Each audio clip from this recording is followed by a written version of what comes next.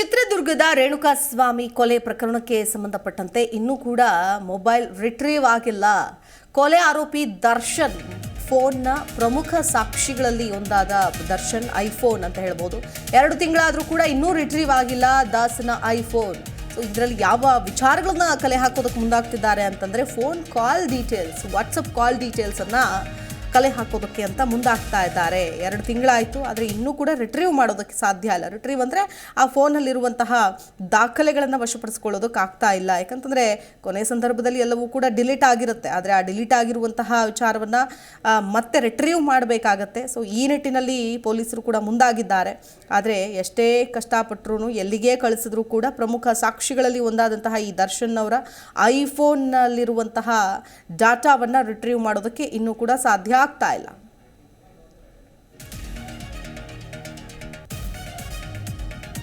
ದರ್ಶನ್ ಪರವಾಗಿ ಪೊಲೀಸರ ಜೊತೆ ರಾಜಕಾರಣಿಗಳ ವಾದ. ಅಂದ್ರೆ ಓರ್ವ ಮಂತ್ರಿ, 2 MLA, ಓರ್ವ MP ಮಾತಾಡಿದ್ದಾರಂತೆ. ಕೊಲೆ ನಂತರ ರಾಜಕಾರಣಿಗಳಿಗೆ ದರ್ಶನ್ ವಾಟ್ಸಪ್ ಕಾಲ್ ಮಾಡಿದ್ದಾರಂತೆ. ಹಲವರಿಗೆ ಕಾಲ್ ಮಾಡಿ ಲಿಸ್ಟ್ ಅನ್ನ ಡಿಲೀಟ್ ಮಾಡಿದ್ದಾರೆ. ಕಾಲ್ ಲಿಸ್ಟ್ ಅನ್ನ ಡಿಲೀಟ್ ಮಾಡಿದ್ದಾರೆ ದರ್ಶನ್. ಹೀಗಾಗಿ ರಿಟ್ರೀವ್ ರಿಪೋರ್ಟ್ಗಾಗಿ ಕಾಯ್ತಾ ಇದ್ದಾರೆ ಪೊಲೀಸರು. ಪೊಲೀಸರಿಗೆ CDRನಲ್ಲಿ ಯಾವುದೇ ಪ್ರಯೋಜನ ಇಲ್ಲ ಅನ್ನೋದು ಗೊತ್ತಾಗಿದೆ. ರಾಜಕಾರಣಿಗಳ ಆಪ್ತರ ಜೊತೆಗೆ ವಾಟ್ಸಪ್ ಕಾಲ್ ಮಾಡಿರೋ ಶಂಕೆ ಇದೆ. ದರ್ಶನ್ ಫೋನ್ ಹೈದರಾಬಾದ್ಗೆ ಕಳುಹಿಸಿದ್ದಾರೆ ಪೊಲೀಸರು. ದರ್ಶನ್ ವಾಟ್ಸಪ್ಪನ್ನು ರಿಟ್ರೀವ್ ಮಾಡೋದಕ್ಕೆ ಪ್ರಯತ್ನ ಪಡ್ತಾ ಇದ್ದಾರೆ. ಅದೇನಾದರೂ ಆದರೆ ರಾಜಕಾರಣಿಗಳಿಗೂ ಕೂಡ ಸಂಕಷ್ಟ. ಅವರನ್ನು ಕರೆದು ವಿಚಾರಣೆ ಮಾಡೋ ಸಾಧ್ಯತೆ ಇದೆ. ಯಾಕಂದರೆ ಕೊಲೆ ವಿಚಾರವನ್ನು ಅವರ ಹತ್ರ ಹಂಚಿಕೊಂಡಿರ್ತಾರೆ ಅನ್ನೋದು. ಏನು ಮಾಡಬಹುದು, ಮುಂದಿನ ಆಪ್ಷನ್ಸ್ ಏನು, ಯಾವ ರೀತಿಯಾಗಿ ಅವರೇನಾದರೂ ಹೊರತರೋದಕ್ಕೆ ಸಹಾಯ ಮಾಡ್ತಾರೆ, ಹೀಗೆ ಹಲವು ವಿಚಾರಗಳನ್ನು ಆ ಸಂದರ್ಭದಲ್ಲಿ ಮಾತಾಡುವ ಸಾಧ್ಯತೆ ಇದೆ ಅಂತ. ಇದೇ ವಿಚಾರಕ್ಕೆ ಸಂಬಂಧಪಟ್ಟಂತೆ ಮತ್ತಷ್ಟು ಡೀಟೇಲ್ಸ್ ಕೊಡ್ತಾರೆ ನಮ್ಮ ಪ್ರತಿನಿಧಿ ವಿಶ್ವನಾಥ್. ದೂರವಾಣಿ ಸಂಪರ್ಕದಲ್ಲಿ ಜಾಯ್ನ್ ಆಗ್ತಾ ಇದ್ದಾರೆ. ವಿಶ್ವನಾಥ್, MLA, MP, ಮಿನಿಸ್ಟ್ರು ಎಲ್ಲರ ಜೊತೆಗೂ ಮಾತನಾಡಿದ್ದಾರೆ ಅನ್ನೋದು ಈಗ ಸದ್ಯಕ್ಕಿರುವಂತಹ ಮಾಹಿತಿ. ಅಂದರೆ ರಿಟ್ರೀವ್ ಮಾಡೋದೇ ಒಂದು ದೊಡ್ಡ ತಲೆನೋವು. ಯಾಕಂತಂದರೆ ಐಫೋನ್ ಆಗಿರೋದ್ರಿಂದ ರಿಟ್ರೀವ್ ಮಾಡೋದಕ್ಕೆ ಇನ್ನೂ ಎಷ್ಟು ಕಾಲಾವಕಾಶ ಬೇಕಾಗುತ್ತೆ, ಹಾಗಾದರೆ ಮಾಡಿದ್ರೆ ಏನೆಲ್ಲ ಸಂಕಷ್ಟ ಎದುರಾಗಬಹುದು ರಾಜಕಾರಣಿಗಳಿಗೆ ಅಂತ.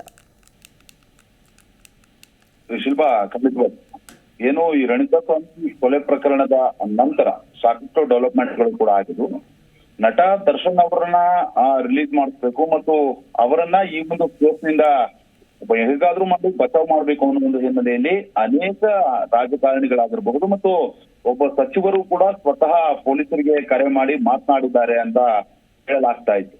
ಈ ಹಿನ್ನೆಲೆಯಲ್ಲೂ ಕೂಡ ಸಾಕಷ್ಟು ಚರ್ಚೆಗಳು ಕೂಡ ನಡೆದಿದ್ದು, ಅದಾದ್ಮೇಲೆ ಕೆಲವೊಬ್ರು ಈ ಬಗ್ಗೆ ಪ್ರತಿಕ್ರಿಯೆಯನ್ನು ಕೂಡ ಕೊಟ್ಟಿದ್ರು. ನಾವ್ ಯಾವುದೇ ಕಾರಣಕ್ಕೂ ಕರೆ ಮಾಡಿಲ್ಲ ಅನ್ನೋ ಒಂದು ರೀತಿಯಲ್ಲಿ ಕರೆ ಮಾಧ್ಯಮಗಳ ಮುಂದೆ ಮಾತನಾಡಿದ್ರು. ಈಗ ಸದ್ಯಕ್ಕೆ ಬಂದಿರುವಂತಹ ಮಾಹಿತಿ ಪ್ರಕಾರ ನಟ ದರ್ಶನ್ ಅವರು ಒಂದು ಐಫೋನ್ ಅನ್ನ ಬಳಸ್ತಾ ಇದ್ರು. ಇನ್ನು ರೇಣುಕಾಸ್ವಾಮಿ ಹತ್ಯೆ ನಡೆದಂತಹ ದಿನ ಇವರು ಸತತವಾಗಿ ಹಲವರಿಗೆ, ಶಾಸಕರಿಗೆ, ಸಚಿವರಿಗೆ ಮತ್ತು MP ಅವರಿಗೂ ಕೂಡ ಕರೆ ಮಾಡಿದ್ರು ಅನ್ನೋದು ಮಾಹಿತಿ ಕೂಡ ಇರುವಂತದ್ದು. ಅದಾದ ಮೇಲೆ ಆ ಒಂದು ಕಾಲ್ ಲಿಸ್ಟ್ ಅಲ್ಲಿ ವಾಟ್ಸಪ್ ಕಾಲ್ ಮಾಡಿರ್ತಾರೆ. ಅದಾದ್ಮೇಲೆ ಅದನ್ನ ಡಿಲೀಟ್ ಮಾಡುವಂತಹ ಕೆಲಸವನ್ನು ಕೂಡ ದರ್ಶನ್ ಮಾಡಿದ್ರು ಅನ್ನೋ ಮಾಹಿತಿ ಕೂಡ ಸಿಕ್ಕಿರುವಂತದ್ದು. ಹೀಗಾಗಿ ಕೊಲೆಯ ನಂತರ, ಯಾಕಂತಂದ್ರೆ ಒಬ್ಬ ವ್ಯಕ್ತಿಯ ಕೊಲೆ ಆಗಿದ್ದು ಗೊತ್ತಾದ್ರೂ ಕೂಡ ಜನಪ್ರತಿನಿಧಿಗಳು ಕೂಡ ಸುಮ್ಮನೆ ಇರ್ತಾರೆ ಅಂತಂದ್ರೆ ನಿಜಕ್ಕೂ ಕೂಡ ಈ ಒಂದು ಕ್ರೈಮ್ ಅನ್ನ ಮುಚ್ಚಿ ಹಾಕುವಂತಹ ಪ್ರಯತ್ನದಲ್ಲಿ ಇವರು ಕೂಡ ಇದ್ರ ಅನ್ನೋ ಒಂದು ಸಾಕಷ್ಟು ಅನುಮಾನಗಳು ಕೂಡ ಇರುವಂತದ್ದು. ಹೀಗಾಗಿ ದರ್ಶನ್ ಮೊಬೈಲ್ ಅನ್ನ ರಿಟ್ರೀವ್ ಮಾಡೋದಕ್ಕೆ ಪೊಲೀಸರು ಕೂಡ ಹರಸಾಹಸವನ್ನು ಪಡ್ತಾ ಇದ್ರು. CID ಟೆಕ್ನಿಕಲ್ ಸೆಂಟರ್ಗೂ ಕೂಡ ಅದನ್ನ ಕಳುಹಿಸಿಕೊಡಲಾಗಿತ್ತು. ಆದ್ರೆ ಇದುವರೆಗೂ ಕೂಡ ದರ್ಶನ್ ಮೊಬೈಲ್ ನಲ್ಲಿ ಇರುವಂತಹ ಏನು ಐಫೋನ್ ಆಗಿರೋದ್ರಿಂದ ಅದನ್ನ ರಿಟ್ರೀವ್ ಮಾಡೋದಕ್ಕೆ ಸಾಧ್ಯ ಆಗಿಲ್ಲ. ಹೀಗಾಗಿ ಹೈದರಾಬಾದ್ನ FSL ಕಚೇರಿ ಏನಿದೆ ಅಲ್ಲಿಗೆ ಅದನ್ನ ಕಳುಹಿಸಿಕೊಡುವಂತಹ ಕೆಲಸವನ್ನು ಕೂಡ ಅಧಿಕಾರಿಗಳು ಮಾಡಿದ್ದಾರೆ. ಈಗ ಸದ್ಯಕ್ಕೆ ಆ ಒಂದು ಮೊಬೈಲ್ ರಿಟ್ರೀವ್ ಆದಂತಹ ಸಂದರ್ಭದಲ್ಲಿ ಯಾವ ಶಾಸಕರು, ಯಾವ ಸಚಿವರು, ಯಾವ MP ಇವರು ಕರೆ ಮಾಡಿದ್ರು ಅನ್ನೋ ಒಂದು ಹಿನ್ನೆಲೆಯಲ್ಲೂ ಕೂಡ ಗೊತ್ತಾಗುತ್ತೆ. ಅದಾದ್ಮೇಲೆ ಏನಾದ್ರೂ ದರ್ಶನ್ ಜೊತೆ ಇವರು ನಿರಂತರವಾಗಿ ಸಂಪರ್ಕದಲ್ಲಿದ್ದು ಮತ್ತು ಕೊಲೆಯಾದ ದಿನ ಅವ್ರನ್ನ ಮಾತನಾಡಿಸಿದವರಾಗಿರಬಹುದು ಮತ್ತು ಅವರ ಜೊತೆ ನಿರಂತರವಾಗಿ ಸಂಪರ್ಕದಲ್ಲಿದ್ದವರಾಗಿರಬಹುದು, ಅವರೆಲ್ಲರಿಗೂ ಕೂಡ ಸಂಕಷ್ಟ ಕೂಡ ಎದುರಾಗುತ್ತೆ. ಆನಂತರ ಅವರನ್ನು ಕೂಡ ಕರೆಸಿ 164 ಅಡಿಯಲ್ಲಿ ಹೇಳಿಕೆಯನ್ನ ದಾಖಲು ಮಾಡಿಕೊಳ್ಳುವಂತಹ ಕೆಲಸ ಆಗುತ್ತೆ. ಹಾಗೇನೆ ಅವರ ವಿರುದ್ಧವಾಗಿ ಏನಾದ್ರೂ ಸಾಕ್ಷ್ಯಾಧಾರಗಳು ಕಂಡು ಬಂದಲ್ಲಿ ಏನಾದ್ರೂ ದರ್ಶನ್ ಕೊಲೆ ಬಗ್ಗೆ ತಮ್ಮ ಜೊತೆ ಮಾತನಾಡಿದ್ರ ಅನ್ನೋ ಒಂದು ಹಿನ್ನೆಲೆಯಲ್ಲಿ ಅವರು ಏನಾದ್ರೂ ಮಾಹಿತಿ ಕೊಟ್ರೆ ಖಂಡಿತವಾಗ್ಲೂ ಅವರನ್ನು ಕೂಡ ಸಾಕ್ಷ್ಯಗಳನ್ನಾಗಿ ಪರಿಗಣಿಸಲಾಗುತ್ತೆ. ಯಾಕಂತಂದ್ರೆ ಕೊಲೆಯಾದ ದಿನವೇ ಇವರೆಲ್ಲರ ಜೊತೆ ದರ್ಶನ್ ಮಾತನಾಡಿದ್ರು ಅಂತ ಹೇಳಲಾಗ್ತಾ ಇದೆ. ಈ ಹಿನ್ನೆಲೆಯಲ್ಲಿ ಈ ಮೊಬೈಲ್ ರಿಟ್ರೀವ್ ಆದಂತಹ ಸಂದರ್ಭದಲ್ಲಿ ಸ್ವಲ್ಪ ಜನಕ್ಕೆ ಸಂಕಷ್ಟ ಕೂಡ ಎದುರಾಗುವಂತಹ ಸಾಧ್ಯತೆ ಕೂಡ ಇದೆ. ಯಾಕಂತಂದ್ರೆ ಪೊಲೀಸರು ಯಾವುದೇ ರೀತಿಯಲ್ಲೂ ಕೂಡ ಈ ಪ್ರಕರಣದಲ್ಲಿ ದರ್ಶನ್ ಜೊತೆ ಇದ್ದಂತವರನ್ನ ಬಿಟ್ಟಿಲ್ಲ. ಇದುವರೆಗೂ ಕೂಡ ಸೋನಿ ಗ್ರೂಪ್ ನಲ್ಲಿ ನಡೆದಂತಹ ಪಾರ್ಟಿ ವೇಳೆ ಇದ್ದಂತಹ ಚಿಕ್ಕಣ್ಣ ಅವರ ಹೇಳಿಕೆಯನ್ನು ಕೂಡ 164 ಅಡಿಯಲ್ಲಿ ಹೇಳಿಕೆಯನ್ನ ದಾಖಲು ಮಾಡಿಕೊಂಡಿದ್ದಾರೆ. ಇನ್ನು ಹಲವರ ಹೇಳಿಕೆಗಳನ್ನು ಕೂಡ ಈಗಾಗಲೇ ದಾಖಲು ಮಾಡಿಕೊಂಡಿರುವಂತದ್ದು. ಹೀಗಾಗಿ ಮುಂದಿನ ತೀರ್ಮಾನಗಳಲ್ಲಿ ಇನ್ನೂ ಹಲವರ ಹೇಳಿಕೆಗಳನ್ನು ಕೂಡ ದಾಖಲು ಮಾಡಿಕೊಳ್ಳುವಂತಹ ಕೆಲಸವನ್ನ ಪೊಲೀಸರು ಮಾಡ್ತಾರೆ. ಈಗ ಮೊಬೈಲ್ ರಿಟ್ರೀವ್ಗೆ ಕಳಿಸಿರುವಂತದ್ದು ಇನ್ನೂ 15ರಿಂದ ಒಂದು ವಾರದ ಒಳಗೆ ನಟ ದರ್ಶನ್ ಅವರ ಒಂದು ಮೊಬೈಲ್ ರಿಟ್ರೀವ್ ಆಗಿ ಬರುವಂತಹ ಸಾಧ್ಯತೆ ಕೂಡ ಇರುವಂತದ್ದು. ಅದಾದ್ಮೇಲೆ ಏನಾದರೂ ಡೀಟೇಲ್ಸ್ ಕಳಿಸಿದಂತಹ ಸಂದರ್ಭದಲ್ಲಿ ಹಲವಿಗೆ ಸಂಕಷ್ಟ ಎದುರಾಗುವಂತಹ ಸಾಧ್ಯತೆ ಕೂಡ ಇರುವಂತದ್ದು. ಒಟ್ಟಾರೆಯಾಗಿ ರೇಣುಕಾಸ್ವಾಮಿ ಕೊಲೆ ಪ್ರಕರಣದಲ್ಲಿ ದರ್ಶನ್ ಮೊಬೈಲ್ ಕೂಡ ಒಂದು ಪ್ರಮುಖ ಸಾಕ್ಷ್ಯ ಆಗಿರೋದ್ರಿಂದ ಅದನ್ನು ಕೂಡ ರಿಟ್ರೀವ್ ಮಾಡುವಂತಹ ಕೆಲಸವನ್ನು ಈಗ ಅಧಿಕಾರಿಗಳು ಮಾಡ್ತಾ ಇರುವಂತದ್ದು. ಶಿಲ್ಪ. ಓಕೆ, ಧನ್ಯವಾದ ವಿಶ್ವನಾಥ್ ಡೀಟೇಲ್ಸ್ಗಾಗಿ.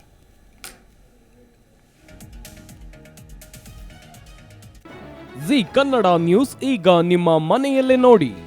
ಎಲ್ಲ ಕೇಬಲ್ಗಳಲ್ಲಿ ಈಗ ಲಭ್ಯ.